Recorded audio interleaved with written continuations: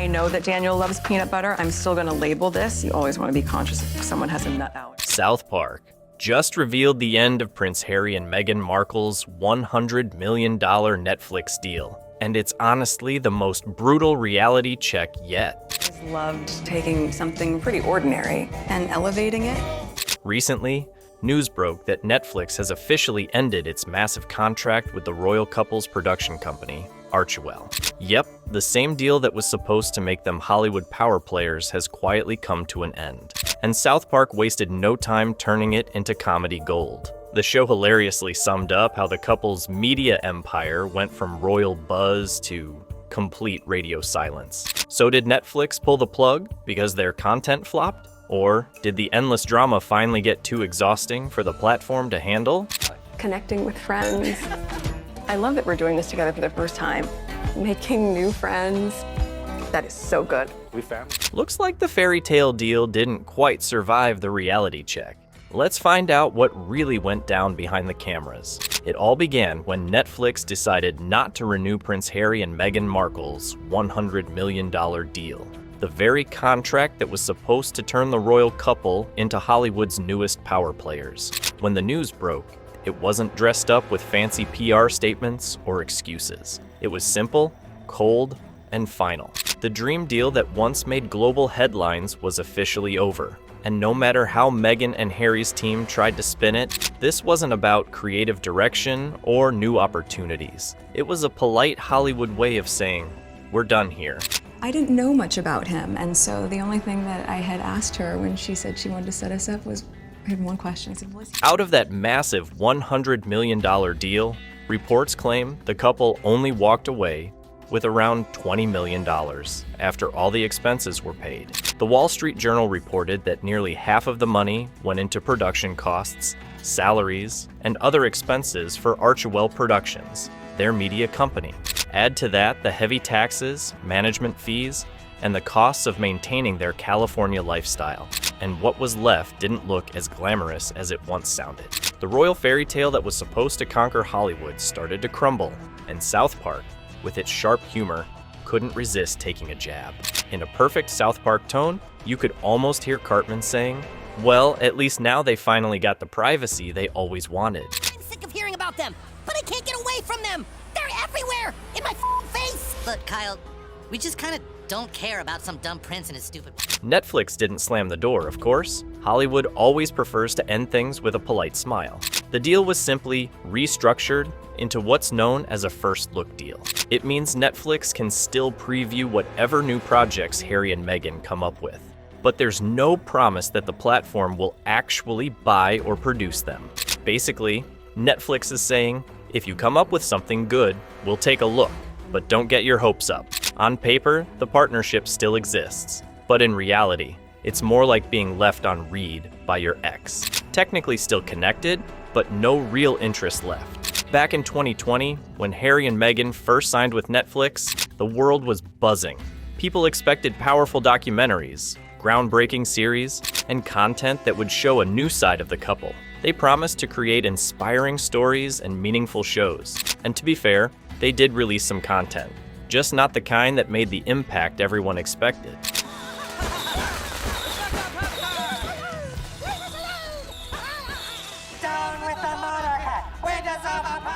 Their first big project, Harry and Meghan, was a 6-part documentary that followed their lives, struggles, and departure from the royal family. It was emotional and dramatic, filled with tearful interviews and personal confessions. Netflix sold it as an eye-opening look into the couple's truth.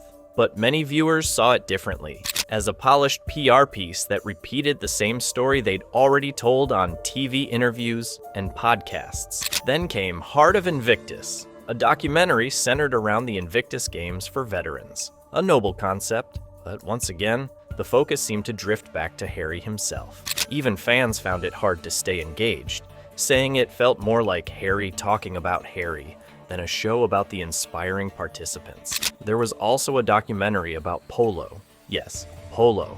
And then a cooking and lifestyle show called With Love, Meghan. It was meant to showcase mindfulness, beauty, and attention to detail. but critics couldn't help but feel it was just another attempt at turning Meghan's personal brand into a business. The projects came and went, but none made the kind of lasting impression that could justify the enormous deal. One after another, the releases flopped or faded quickly. South Park would probably joke that Netflix got 6 episodes of complaints and 1 cooking show no one watched for $100 million. And now you wrote a book that reports on the lives of the royal family. Right. So you're a journalist. We just want to be normal people. All this attention is so hard.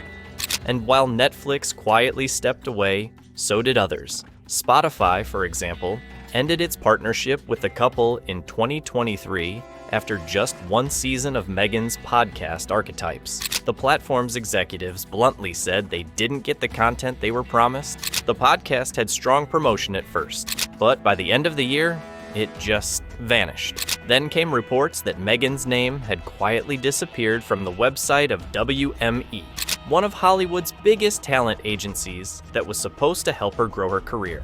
There was no official announcement, no clear explanation. She was just gone from the page. Hey, are we so mad today? Because we want our privacy. Yeah, the neighbors across the street are setting off fireworks, and it's 10:30 at night. Oh, is it the Prince of Canada and his wife who just want to be left alone? All of this raised one big question. What happened to the Sussex brand? When Harry and Meghan first left the royal family, they had the world's attention. They were seen as rebels, modern, independent, and determined to create change. But somewhere along the way, that image began to shift. Their public appearances started to feel less about causes and more about themselves. The message that once inspired sympathy turned into constant complaints and self-promotion. People began to lose interest, and brands that once wanted to be associated with them started quietly stepping back. Behind the scenes, insiders say that as the Netflix renewal deadline approached, the couple tried to remind everyone, especially Netflix, that they were still relevant. Reports claimed Harry wanted to reconnect with his father, King Charles, and that their PR team even met secretly with the King's press secretary in London. The timing of that meeting was interesting. It happened right when the Netflix deal was on the line. Many believe that it wasn't about family reconciliation at all, but about showing the world that the couple still had a connection to the royal circle, a connection that could still be marketed. But if that was the plan, it didn't work. And now you wrote a book that reports on the lives of the royal family. Right. So you're a journalist. We just want to be normal people. All this attention is so hard. Netflix, like most companies, doesn't deal in emotions. It deals in numbers. When the views drop, the hype fades, and the audience stops caring, it's game over. The truth is, Netflix didn't see enough value in keeping the deal alive. The couple's content wasn't pulling in subscribers, and their public image was no longer as shiny as before. In Hollywood terms, they went from being the next big thing to maybe we'll call you if we need you. And here's where South Park satire hits hardest, because it's not entirely wrong. The show has often mocked how Harry and Meghan talk about wanting privacy while constantly being in the spotlight. It's this constant contradiction that keeps following them. They left the royal family to live freely, but instead ended up turning their lives into the very kind of media circus they claim to escape. Did we get all of our prep sorted? Do you want this? This is the one, or We're no? gonna need a lot more salt. than Okay, that. great. Yeah, I was like, But I love you so much. We're going to need boxes. Even supporters started to question their motives. Every public appearance, every statement, every project started feeling like part of a never-ending PR campaign. It's hard to feel inspired by people who keep talking about wanting to heal and move on while endlessly revisiting the same drama. Eventually, even the media that once cheered for them started losing interest. Their story became predictable, and in the entertainment world, predictable means boring. Money-wise, things don't look too rosy either. Their spending reportedly hasn't slowed down, and without new major contracts, that $20 million left from the Netflix deal might not last long. Their expensive California home, staff, travel, and charity operations all come with big bills. And with Spotify and Netflix both stepping away, it's unclear where their next big paycheck will come from. Hey, are we be so mad today? Because we want our privacy. Yeah, the neighbors across the street are setting off fireworks and it's 10:30 at night. Oh, is it the Prince of Canada and his wife who just want to be left alone? There's talk that Harry might want to reconnect with the royal family, but whether that's for emotional reasons or financial ones, no one can say for sure. What is clear is that their Hollywood empire isn't working out as planned. They built their brand around being misunderstood outsiders, but at some point, that story stopped selling. Isn't it true, sir, that your questionable wife has her own TV show and hangs out with celebrities and does fashion magazines? What are you suggesting? Well, I just think some people might say that your Instagram-loving wife actually doesn't want her privacy. How dare you! And that's the biggest irony of all, because when you build your entire public identity around being wronged, eventually people get tired of hearing it. You can only replay the same scene so many times before the audience moves on. What once felt like rebellion, now just feels like repetition. South Park captured that idea perfectly with its over-the-top parody. The couple chasing cameras while yelling about privacy, turning their personal life into a never-ending show. It was funny, but also painfully accurate, because when you strip away the titles, the interviews, and the PR teams, it feels like Harry and Meghan have become trapped in the very spotlight they once wanted to escape.